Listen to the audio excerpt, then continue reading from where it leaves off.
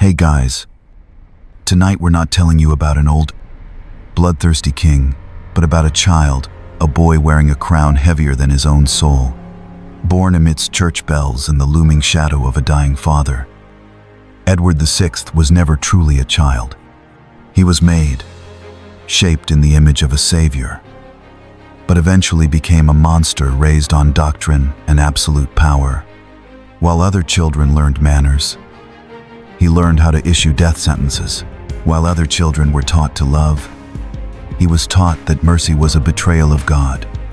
And when everyone thought England had finally found a holy king, it turned out it had a child without a soul. No, Edward wasn't just a pawn being used. He was the one setting the board and began removing the pawns one by one with the cold smile of someone who believed he spoke for God. And if you think a 9-year-old boy couldn't strike terror into an entire kingdom, well, you're about to think again. Take it slow, you're listening to a bedtime story. It's just, this dream is a little toxic. So, before you get comfortable, take a moment to like the video and subscribe, but only if you genuinely enjoy what I do here. And drop a comment letting me know, where are you listening from? And what time is it right now? You might not be the only one awake in the middle of the night. Now, dim the lights. Maybe turn on a fan for that soft background hum. And let's ease into tonight's journey together. Are you lying down yet? If you are, let me tell you an old story though. It's not quite the dreamy kind of fairy tale. You're in England. The year is 1537. Cold wind slices through the stone walls of Hampton Court Palace, but no one really notices the chill, because for the first time after 2 wives had been made to disappear for failing to produce a male heir, King Henry VIII finally got what he considered a winning lottery ticket, a son. That child was Edward, you know. One of those names that sound regal, ancient, and the entire country celebrated like an eternal spring was about to begin. But life never gives you anything for free. The price of that celebration was the death of the woman who gave birth to Edward. Jane Seymour, the only wife Henry was buried beside. Sounds romantic, doesn't it? But really, mostly because she died before she could make him angry. From the moment Edward was born, he became the center of an entire nation. But here's something not many notice. Even though he was the king's son, Edward wasn't allowed to touch the ground in his first days. By royal custom, his body was laid on silk cushions, carried only by clean women, and absolutely kept away from anything earthly. Just imagine you're born, haven't even finished crying, and you're already being treated like a living saint. Feels warm? Not really. It's suffocating. Historians still debate whether being raised as divine like that affected Edward's psychology. Some argue the boy grew up in cold isolation, lacking maternal love, forced to become a symbol instead of a person. Others say he had everything, the best scholars teaching him, the finest food, royal-level toys. But think about it, is there any toy in the world that can replace a mother's arms? As Edward grew older, you'd notice something more clearly. He wasn't like the kids you see in Disney movies. He had no best friends, no carefree running around. And every morning he woke up to at least 4 people staring at him. Tell me, would you sleep well if people whispered, "Has the little king awoken yet?" Every time you rolled over. One of the strange details rarely mentioned is that Edward was made to witness executions from a young age. Some sources describe his moral education, including observing punishments for traitors. It seems that, for the Tudors, loyalty was taught more with blood than with words. I don't know about you, but if I were Edward, I think I'd rather be a literature teacher. And then, when Henry VIII died, Edward ascended the throne at just 9 years old. You heard that right, 9. The age when most kids today are still playing Minecraft. But Edward wore a real crown. Not that power truly rested in his hands, you get it. The real control belonged to his uncle, Edward Seymour. Now, Lord Protector, a kind of adult using a child's title to manipulate an entire kingdom. Sound familiar? Yeah, like when you give your nephew the iPad and control Netflix from behind. Every political decision was signed under Edward's name, but the one holding the pen was someone else. The court issued anti-Catholic laws, smashed monasteries, and forced new rites upon the people. And Edward, even as a child, was described as a devout, strict king, chosen by God to reform England. But here's where historians still argue fiercely. Did Edward truly believe in what he was doing? Or was he simply repeating what grown-ups drilled into his head? Like a small talking machine?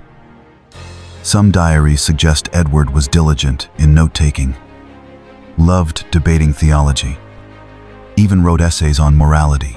A child with an old soul or a young soul warped by adults. Imagine it, every day.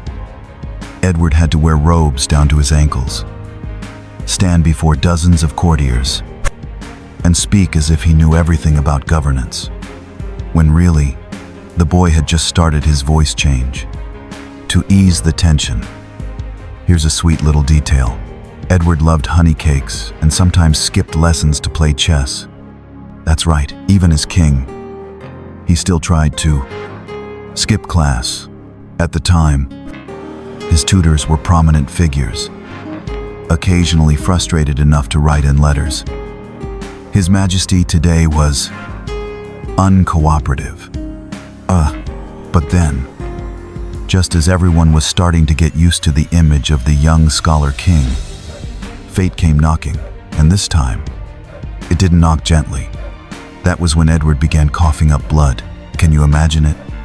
Just 14 years old, the age when you're supposed to be getting into adventure novels, sneaking snacks during class, or quietly thinking about someone with adorable dimples.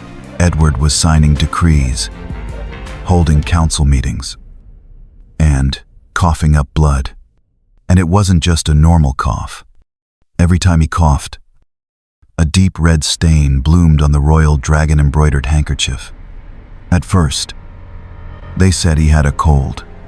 Then they claimed the winter air has affected his lungs. But you know, some things can't be hidden, like the darkening circles under his eyes, his skin turning ashen, the sharp bones jutting out beneath gold-stitched robes. Each step Edward took grew slower, shakier like an old man wearing his own crown. The doctors, or rather, those called royal physicians, gathered in the shadows of medical councils. But the strange thing was, they didn't really try to heal. They tried to stay quiet, because if news of the king's illness leaked, England would descend into chaos. The throne would be empty.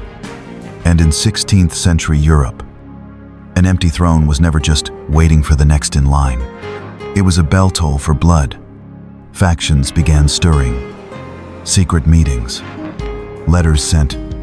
Some records say a servant was quietly executed just for coughing near Edward's door. Sounds absurd, doesn't it? But inside the palace at that time, one cough could signal the fall of the crown. Day by day, Edward grew more isolated.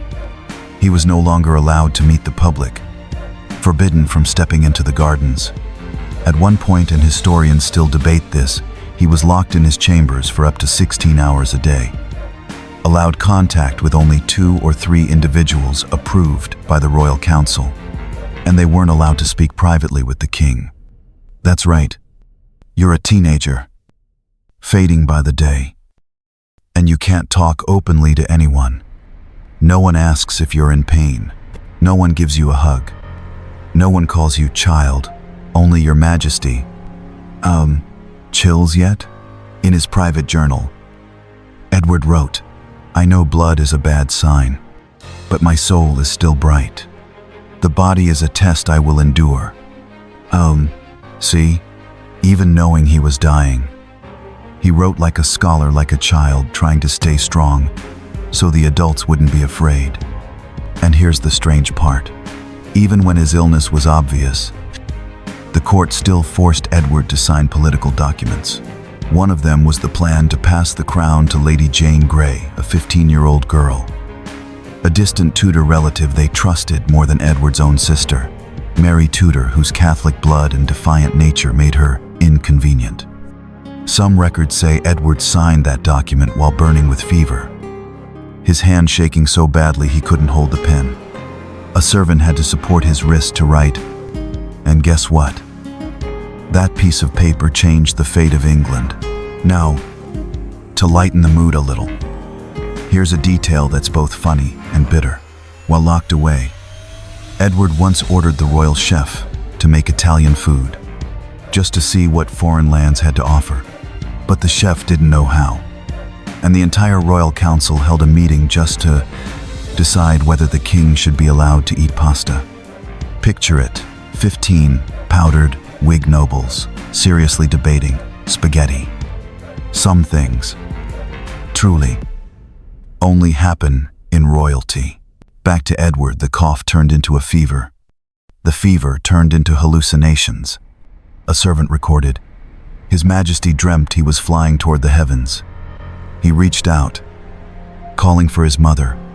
And you remember, don't you?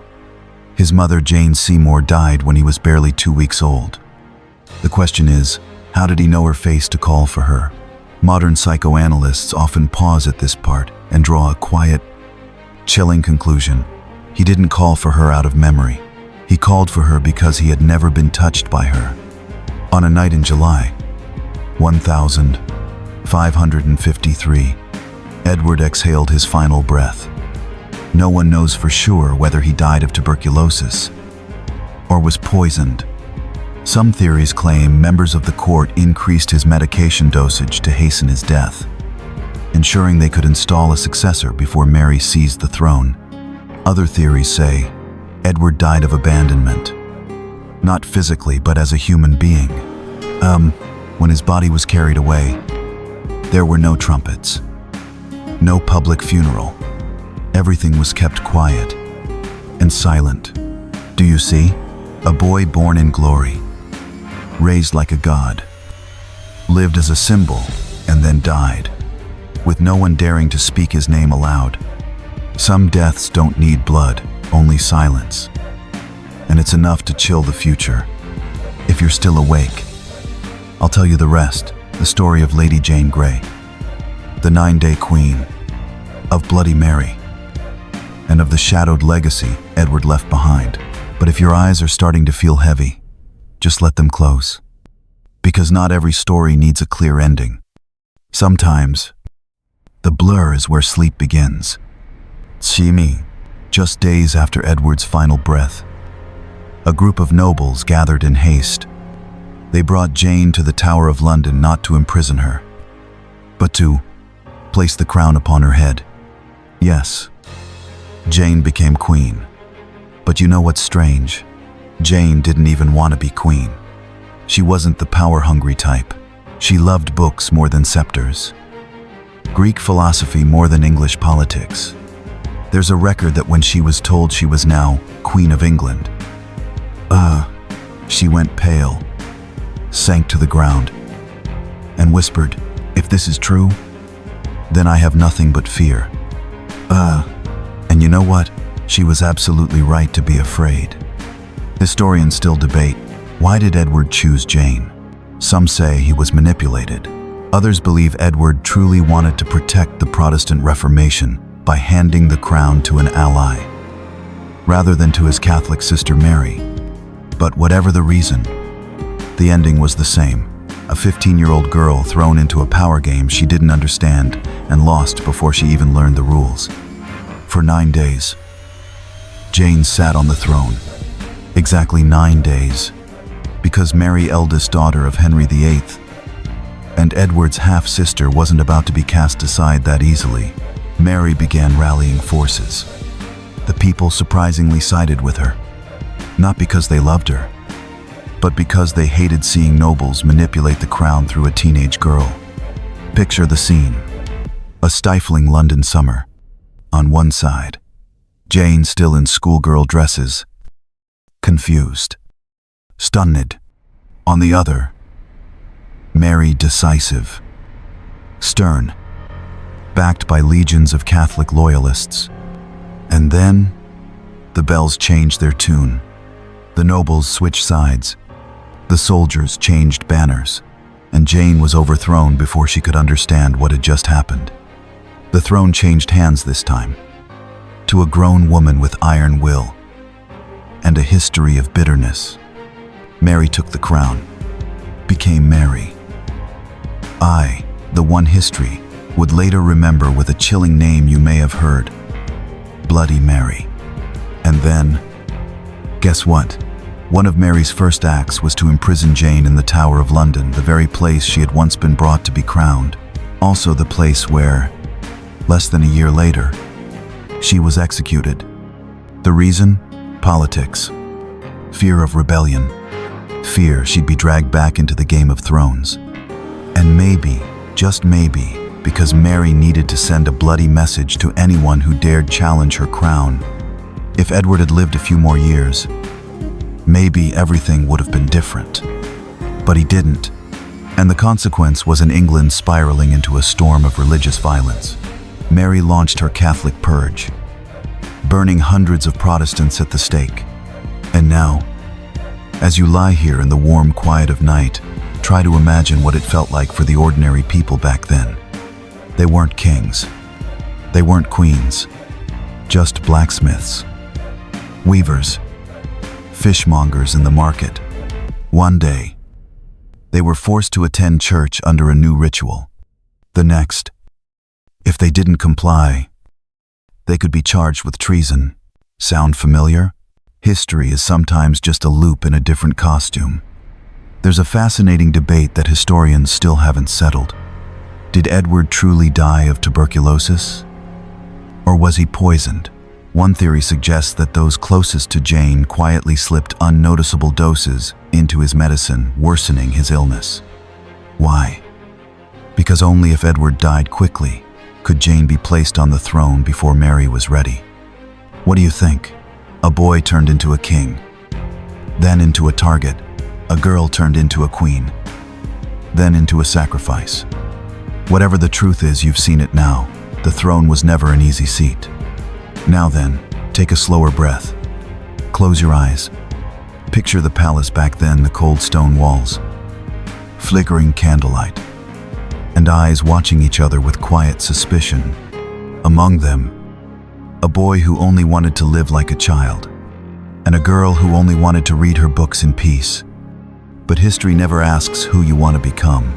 It simply chooses you and throws you into a game where your hands never even touch the pieces.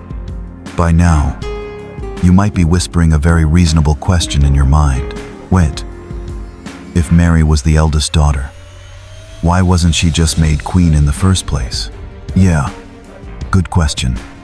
The answer, my friend, is a tangled mess of personal grudges, religious bias, and a dash of Shakespearean drama.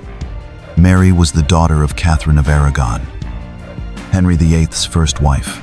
She was a Spanish princess, a virtuous, strong woman beloved by the people. But she didn't bear a surviving son. Henry, obsessed with passing his crown to a proper male heir, grew impatient, and when Anne Boleyn, a sharp, young beauty, entered court, everything changed. Henry decided to seek a divorce from Catherine, claiming that marrying his brother's widow was against God's law. The Pope refused, so Henry severed ties with the Roman Catholic Church, founded the Church of England, and declared himself head of the church to handle his own divorce. Sounds a bit complicated? Then here's the summary. To dump his wife, he made a whole new religion. If boyfriends today were that committed, we might have a few more religions out there. Anne Boleyn became the second wife. She gave birth to Elizabeth, who would later become one of the greatest queens in English history. But once again, not a boy. And just a few years later, Henry accused Anne of adultery, treason, and had her executed at the Tower of London. Elizabeth was barely a toddler then, and, just like Mary, she was declared illegitimate. Next came Jane Seymour, the third wife, who bore Edward. But as you already know, she died just 12 days after childbirth. In a rare moment of humanity, Henry called her the only wife he truly loved. Pity that love couldn't keep her alive. The fourth wife, Anne of Cleves, was a political match. Henry chose her after viewing a portrait, since there were no photos or video calls back then. But when they met in person, Henry lamented, "I cannot live with her smell." They quickly divorced, and she lived comfortably afterward, one of the rare exes Henry left alone. Next, Catherine Howard, the fifth wife, was executed for infidelity. She was only in her teens. And finally, Catherine Parr, the survivor, a smart, patient woman who navigated the final years of Henry's life without losing her head. So back to the earlier question, why wasn't Mary allowed to inherit the throne? Because in the eyes of many, Mary was the child of a marriage that had been nullified. And under the new Anglican law, that meant she wasn't legitimate. Add to that Mary's devout Catholicism, while Edward's entire court and Edward Seymour were staunchly Protestant. They feared that if Mary took the throne, she'd restore Catholicism and undo all their hard-won reforms. That's why Edward, or more accurately, Edward's advisors rushed to draft the device for the succession, cutting out both Mary and Elizabeth, and placing Lady Jane Grey, a pure Protestant, at the front. The problem was, Edward wasn't of legal age to write a will. Historians still argue today, was the document valid? Was he pressured? Who was really behind it? Some signatures are shaky. Some lines were added afterward, and as you know, any signs like that are fuel for endless debate. And so, when Edward died not yet 16, all those carefully arranged documents dissolved like ink in the rain. Mary had royal blood, public support, and 20 years of rage from being called a bastard. She entered the palace like a storm, and Jane, the girl who hadn't yet learned how to be a queen, was imprisoned in the very place once called her throne. If you're still awake, have you noticed? All of Henry VIII's children were, at one point, stripped of their right to rule. Mary was declared illegitimate. Elizabeth was sidelined. Edward was manipulated. And yet, all three, step by step, went on to rule England, each in their own way, each leaving a legacy, and each was a child born of royal tragedy. All right, if your eyes are still open, tilt your head slightly to the side. Let your heart soften a little more, because now it's Mary's turn to step onto the stage.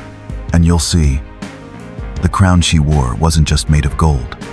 It was heavy with blood, tears, and memories no one wanted to remember.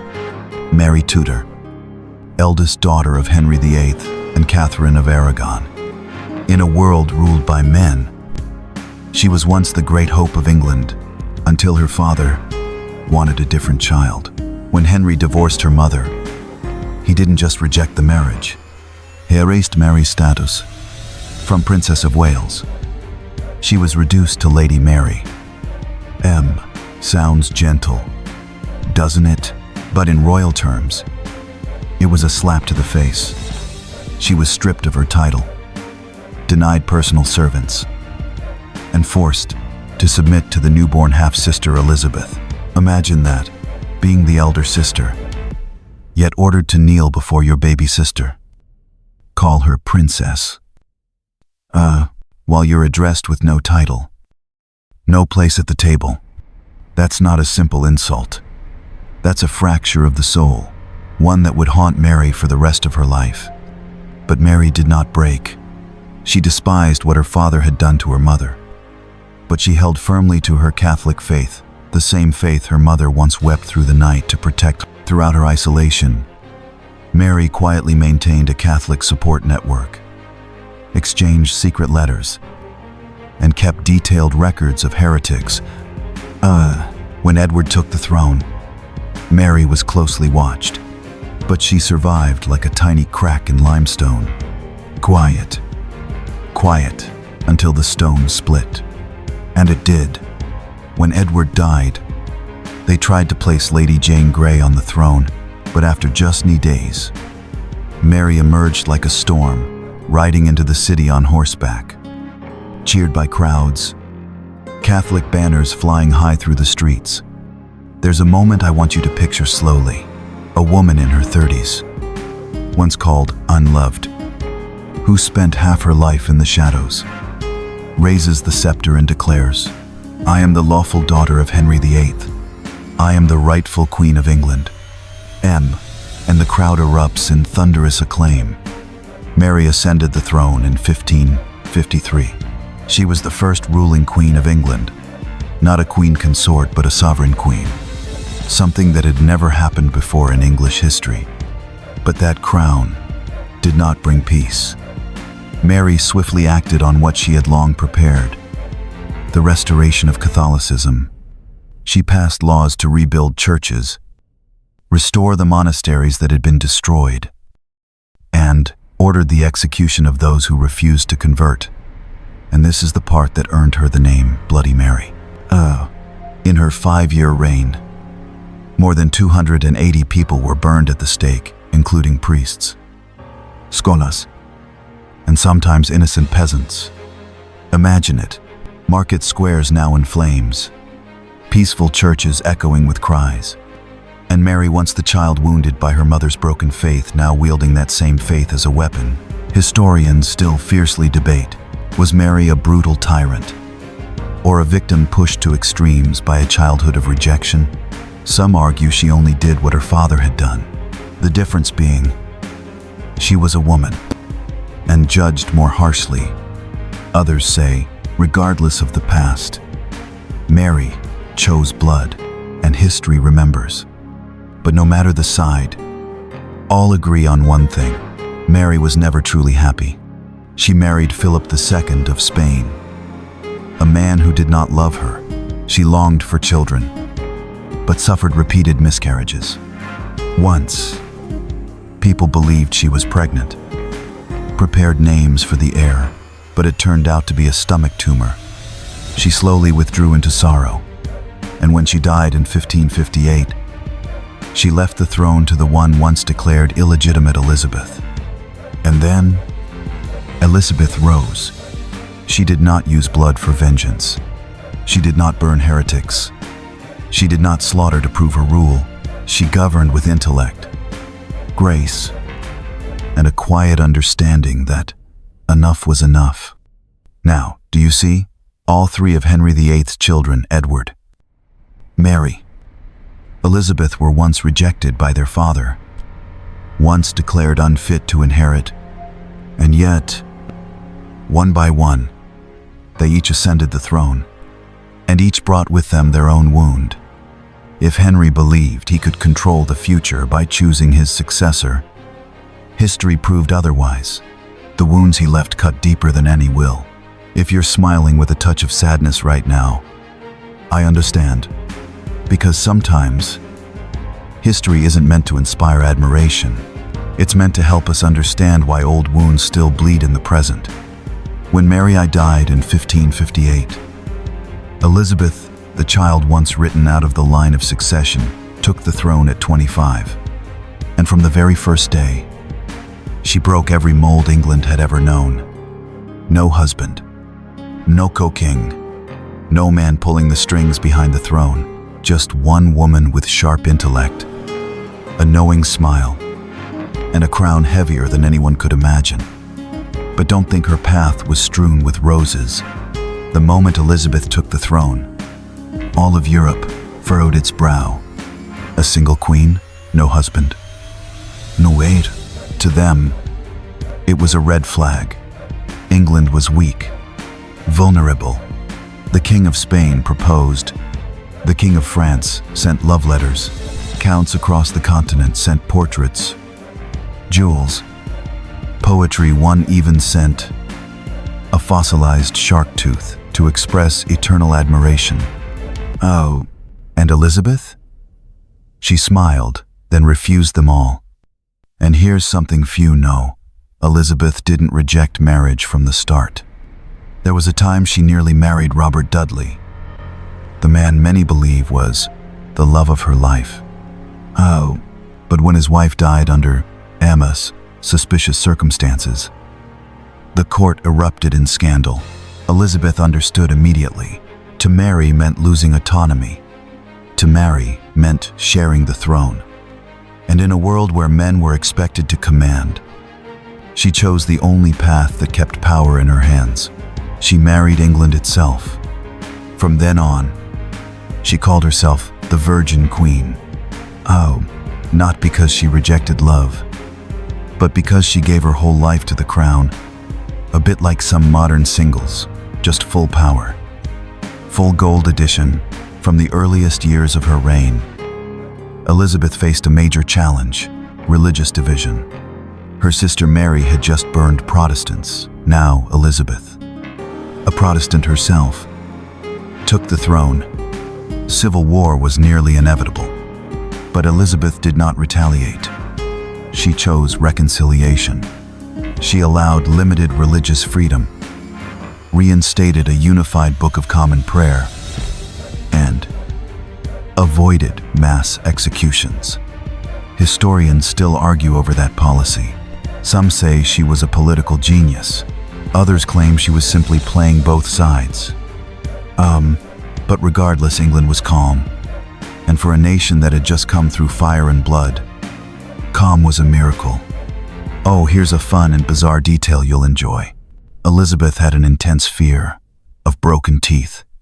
She brushed her teeth with a mixture of honey and white wine, and was so terrified of tooth decay that she would refuse to meet foreign ambassadors if she felt her teeth weren't white enough. There's even a record of a Spanish envoy waiting 3 hours because Elizabeth was scrubbing her teeth with a wine-soaked cloth. True story. Sometimes, the crown had to wait for a cotton swab. Back to matters of state under Elizabeth's reign. England began to soar like a kite caught in favorable winds. She invested in naval power, encouraged exploration, and supported adventurers like Sir Francis Drake and Walter Raleigh. England began expanding onto the global stage. And then, history called her name once more. The war with Spain in 1588. Philip II, Mary's former husband, now eager to teach Elizabeth a lesson, sent the mighty Spanish Armada to invade England. But do you know what happened? The winds shifted, rain swept in, and the Spanish fleet, larger, stronger, was defeated. The English called it the wrath of God for the love of Elizabeth. In reality, probably weather plus strategy. But for poetry's sake, let's say destiny was on her side. After that victory, Elizabeth was no longer the queen who must marry. She was a symbol, the heart of a rising empire. Her face on the coin, her name given to an era, the Elizabethan Golden Age. But she was still a lonely woman. No husband, no children. Loved ones gradually passed away. Younger courtiers grew up viewing her as a relic, a living statue. Once, upon hearing of Robert Dudley's death, the one man she had truly wanted to marry, Elizabeth locked herself in her chambers for 3 days. No food, no speech, no appearances. They say she wept like a widow, though on paper, they had never been anything at all. She reigned for over 44 years, and when she died at age 69, she left England with a powerful empire, a radiant culture, and a political legacy that made the world pause. And for herself, she left a ring, a small ring, inside of which were 2 portraits, her mother, Anne Boleyn, and herself, not her father, not a husband, just 2 women, one who was cast aside and one who rose by refusing to fall. If you're still listening, let me whisper something to you.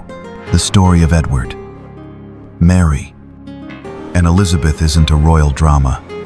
It's the tragedy of children caught in adult decisions. But within that tragedy, they rewrote history step by step, wound by wound. And if you've ever felt cast out, underestimated, silenced, remember this. There was once a girl named Elizabeth, called a bastard, who wore the crown and changed an empire. Beautiful. Now you're lying still, aren't you? Because the next part I want to tell you is no longer about thrones, courtiers, or clever wills. This time, I want you to step outside the palace with me, beyond the royal gates, down the cobbled road, to where ordinary people lived, the lives of common folk under Queen Elizabeth I. And you'll see, not every golden egg glistens for everyone. Picture it. The year is 1570. You live in a small village outside London. You're just an ordinary person, not a noble, not a merchant, certainly not a stage actor, because back then, all actors were men, and women could only watch from afar if allowed. You wake up in the morning to the sound of church bells, not an alarm for work, but a call to remember your prayers, in accordance with the new religious laws, because in Elizabeth's time, religion was no longer a private matter. After years of chaos between Catholicism and Anglicanism, now, everyone had to follow the new Book of Common Prayer, attend church on Sundays, and couldn't be absent more than 12 times a year or face a fine equivalent to half a month's wages. Yes, you weren't just required to believe, you had to believe the right way. If you were a farmer, Elizabeth's reign wasn't necessarily harsher than before, but it wasn't easy either. Most land belonged to landlords, and you were a tenant farmer. You worked the land, but you didn't own it. You planted barley, potatoes, turnips, and kept a pigsty. Not because you were rich, but because pig waste was used for heating in the winter. Too cold? You layered straw under your bed and, if lucky, wore a hand-knitted wool sweater. Your mother spent a month making winning. Peasant life was deeply tied to harvests, weather, and the price of bread. When winters dragged on or rains ruined crops, bread prices rose and riots could erupt. If you were a woman, whether in the countryside or city, your options were limited. Education, not for you, unless you were born wealthy or became a nun. Marriage, usually between ages 16, 18, sometimes earlier. Not marrying, you became a spinster, an old term for women deemed surplus. But here's the strange thing. Under Elizabeth, though women still had few rights, they now had something never seen before, a role model of power named the Queen herself. Many women of the time named their daughters Elizabeth. A quiet wish that girls, too, could be strong, intelligent, and independent of men. And so, you might see a weaver in Stratford-upon-Avon singing a lullaby and murmuring, "When you grow up, you'll be a queen like Her Majesty." Won't you? It sounds hopeful, but hope is often what keeps people alive. If you lived in London, life was more colorful and more toxic. The city was filthy. The Thames was used for laundry, dumping waste, and drinking water. Houses were crammed together, roofs made of flammable wood. And the smell? You don't want to imagine. They say in summer, a deep breath on London Bridge was enough to knock you out. Still, Elizabethan London was a cultural hub. Shakespeare's plays debuted. Taverns roared with laughter, and markets buzzed with trade. There, You might hear street vendors shouting, "Red apples, sweet as a maiden's kiss." Grilled herring, hot as a man's vow. Keep it playful blasphemy fines were no joke. Under Elizabeth, the government began introducing social reforms, including the first Poor Law, requiring parishes to support the poor. But not all poor were pitied. There were two types: deserving poor, those impoverished by circumstance; deserving aid; undeserving poor, the idle, the vagrant, deserving punishment. See, even poverty had to be done properly. Amid all this, people still lived, still loved, still dreamed. They celebrated spring festivals, danced around maypoles, dressed as forest gods, baked sweet bean pies. They told ghost stories by the hearth, sang ballads of nights to lull their children to sleep, and occasionally looked up toward Windsor Castle and sighed, "I wonder if the Queen ever passes by our village." And perhaps, in a small thatched cottage, between the crowing of roosters and the wind whistling through the cracks in the door, a mother is rocking her child to sleep, whispering something not so different from what I've just whispered to you. Sleep, my dear. Life isn't easy, but there are women like Her Majesty and children like you, and I believe things will get better. Under Elizabeth, the air in England seemed to shift. Gone were the days defined only by fear of swords or fires lit for faith. Now, people began to breathe slower and learn how to listen. And the most miraculous part was this: people were encouraged to learn to read, to write, to think. Education was no longer a privilege solely for the nobility. Elizabeth understood that a strong nation couldn't be built on ignorance.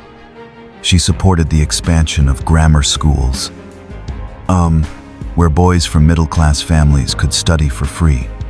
They learned Latin, ancient Greek poetry, mathematics, ethics, and even logic. A school day could last up to 11 hours.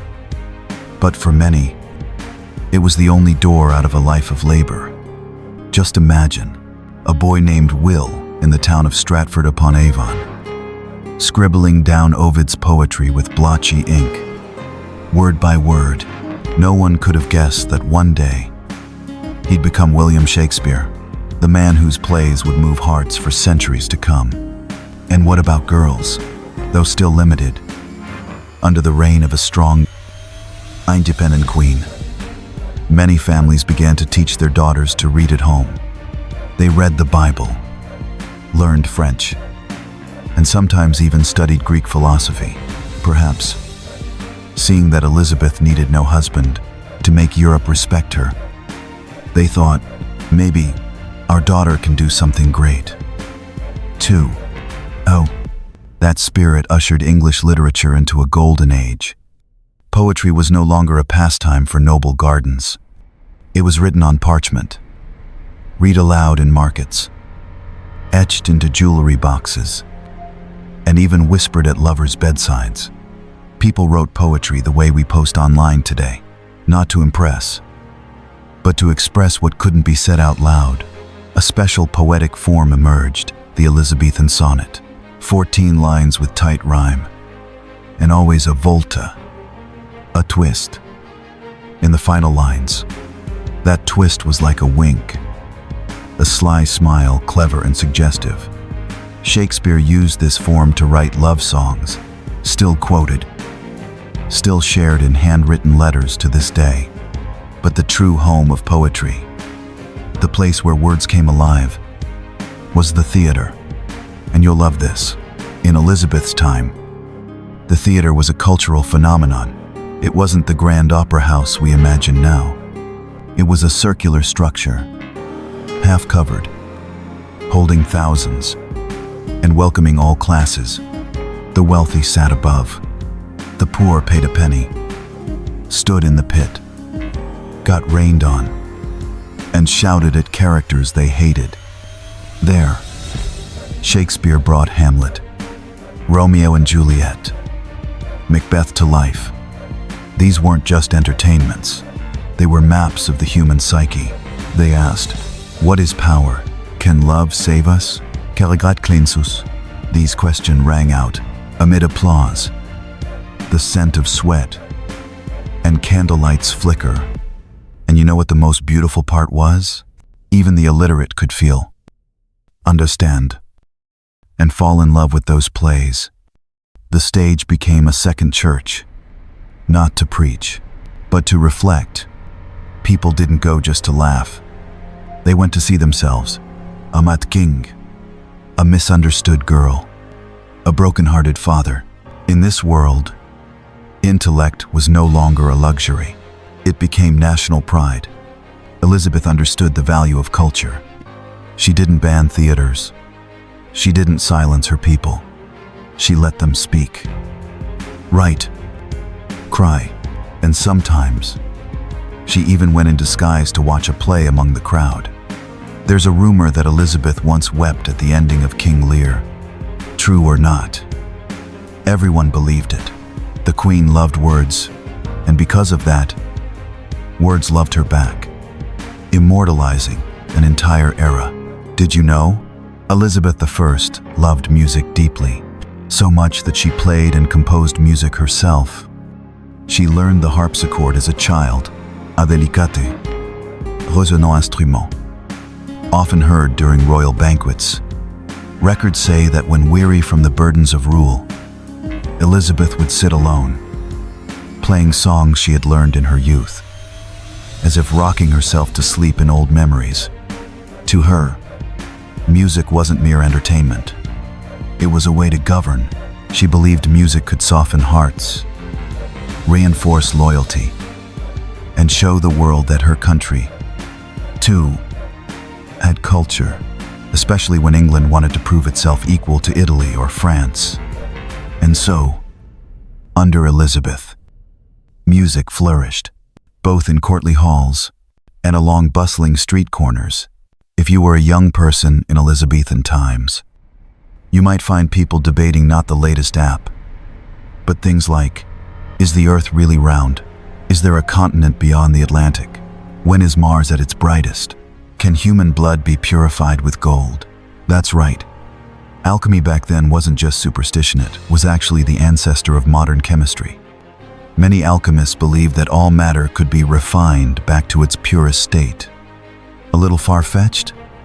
Sure, but it was from those dreamy test tubes that the study of elements, reactions, and compounds began to emerge. One curious figure from that time was John Dee, a special advisor to Queen Elizabeth herself.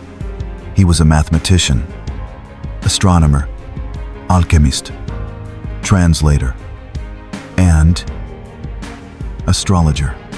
Sounds like a modern-day multi-hyphenate on LinkedIn. But Dee was truly ahead of his time. He owned the largest library in England, at the time over 4,000 rare books. And he was the one who first proposed the idea of the Empire of the British vision of England, exploring the world with reason instead of just swords.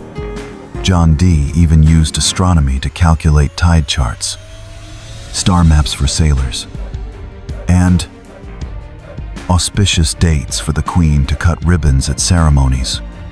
Yes, science and superstition were still mixed, but you have to understand, people weren't afraid of the unknown. They were curious, and curiosity is the first step to every invention, beyond the scholars. The Elizabethan era also marked a golden age of geographical exploration when English ships began reaching out across the oceans, carrying not just compasses, but dreams of redrawing the world map. Imagine one day in 1580, standing at the Plymouth docks, watching a man named Sir Francis Drake return from England's first circumnavigation of the globe, sunburned, clothes salty, a hand-drawn map in hand. And in his eyes were things no one in London had ever seen: rainforests, red deserts, southern skies filled with unfamiliar stars. Drake wasn't a scientist, but each of his journeys expanded human knowledge of currents, climates, distant lands, and diseases. People began to take notes. Eating oranges prevents scurvy. Don't drink stagnant water. And follow the moon cycle to avoid storms at sea. Science, at that point, didn't sit in a lab.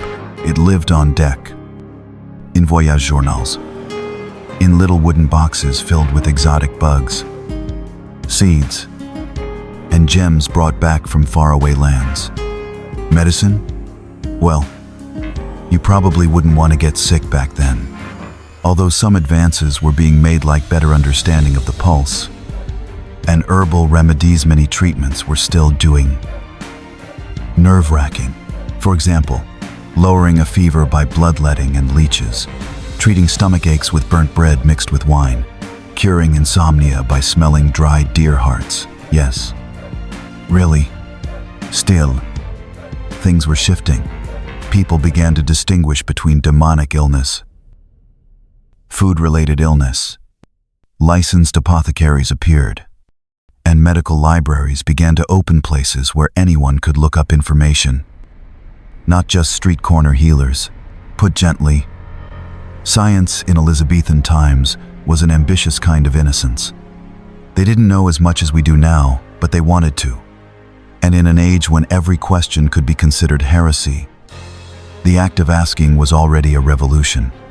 If you lived in the royal court, you'd find music everywhere. At banquet, there would be madrigals, vocal pieces sung by men and women in tightly woven harmonies, like lace spun from sound. In ballrooms, the lute would accompany galliards and pavanes dances requiring steps as even as they were elegant.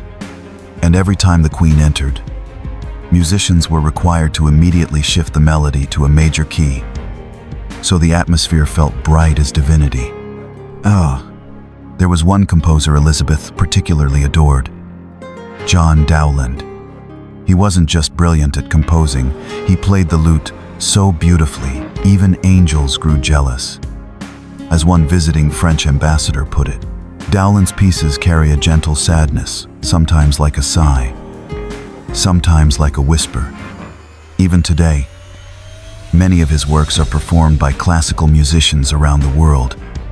One famous song from that era is Flow My Tears, whose opening line floats like a lullaby for loneliness. Flow my tears, fall from your springs. Just listening to it, you can feel Elizabeth, too, carried the sorrow of a woman who never became a wife. And if you were a commoner, don't worry, you had your own music. Not lute or harpsichord, but fiddle, pipe, and tambourine. At festivals, market fairs, or harvest days, people danced. The Morris dance, a folk tradition with bells tied to the legs, joyful rhythms, and loud cheers. Usually, one played the flute, another beat the drum, and the crowd circled up, dancing to a heartbeat rhythm. Children clapped, adults sipped ale, and the elderly laughed and patted each other on the back. Old Shakespeare himself used to dance right here. You know, see? Folk music didn't require degrees or noble titles. It was what connected communities, softened hearts, and healed invisible weariness. And don't forget the church. Under Elizabeth, church music in England was reformed. Simpler, easier to sing, yet still dignified. People sang hymns as part of their living rituals. Not everyone could read the Bible, but everyone could remember a hymn. Music became a way to feel close to God without going through the priest. You stood beside your mother, hand in hand, singing, "O God, our help in ages past," and felt a strange peace, even if it was raining outside, even if bread prices would rise tomorrow. In that moment, you and your neighbors became an unnamed choir. Here's another beautiful thing. Elizabeth knew how to use music as diplomacy. When greeting Spanish or French ambassadors, She would have her musicians perform traditional songs from their homeland, a silent gesture of welcome. And when peace treaties were signed, a new song would be composed specifically to celebrate peace. Even if peace usually lasted only a few winters. You may not remember the names of all the musicians from that time, but if you listen closely, you'll feel something. Elizabethan music was the soundtrack of a nation learning again how to live, how to love, and how to hope after years soaked in blood. And if you're lying here now, your eyes beginning to close, then picture this. It's a June evening. The moon rises at a slant above a thatched roof. A boy plays a flute in the garden behind the house, and his grandmother softly hums a tune from long ago. You don't need to understand every lyric. You only need to feel it. Just like the people of England once did, living in music, in verse, and in the quiet yearning for a life that might finally be gentle. Surprisingly, the Elizabethan era, so often associated with art, poetry, and music, was also the foundation of one of England's earliest scientific awakenings, not in the explosive, light bulb invention way we imagine, but in quiet, deliberate shifts that would eventually move the course of history. Back then, science wasn't a separate discipline. It blended astronomy, geography, medicine, astrology, and even alchemy. And that is exactly what made it all the more fascinating. If you lie here and dream of standing on a ship, navigating by starlight, or bending down to study the structure of a butterfly's wing in a distant forest, then you are walking alongside them, the pioneers of knowledge, in a world that still believed the sun revolved around the earth. Science didn't begin with invention. It began with a skeptical look at what people once called truth.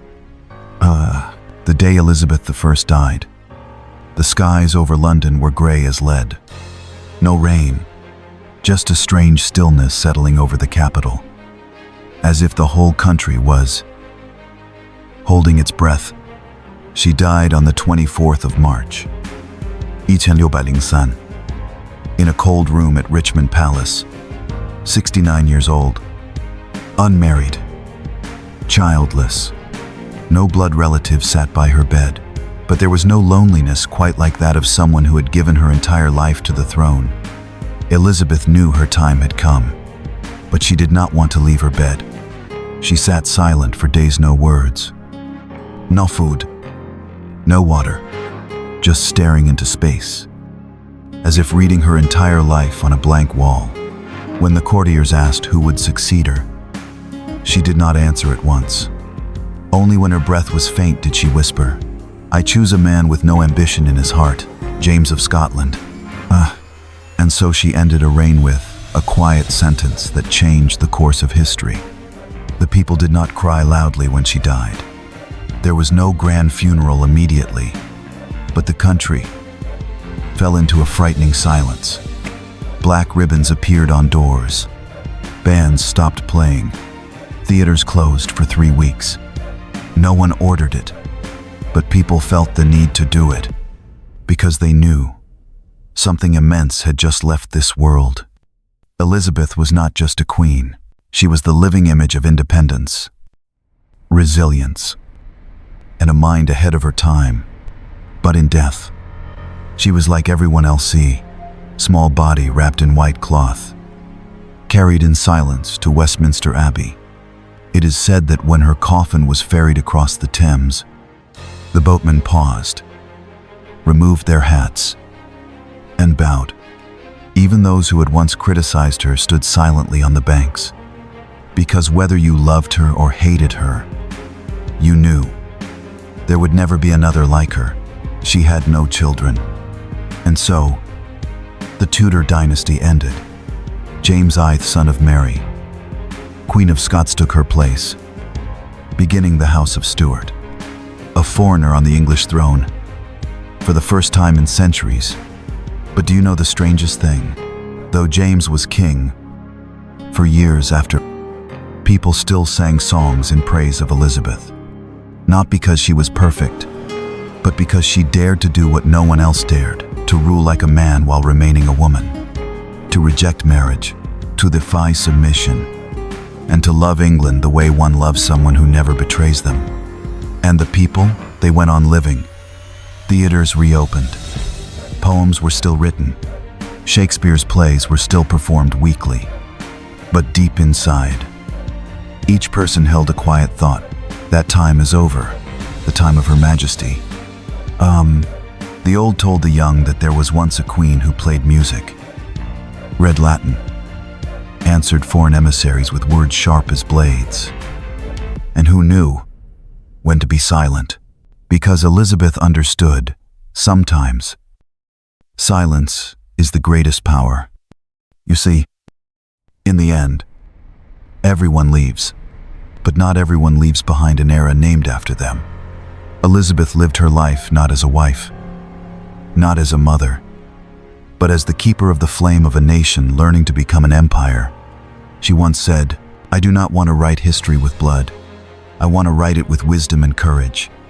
And she did. Now, if you close your eyes, you might see Elizabeth draped in a silver-white gown, holding a peacock fan, walking slowly down an old stone corridor. No words, just the echo of her heels like a clock marking the close of an age. A queen walks away, but the light she left behind has never gone out.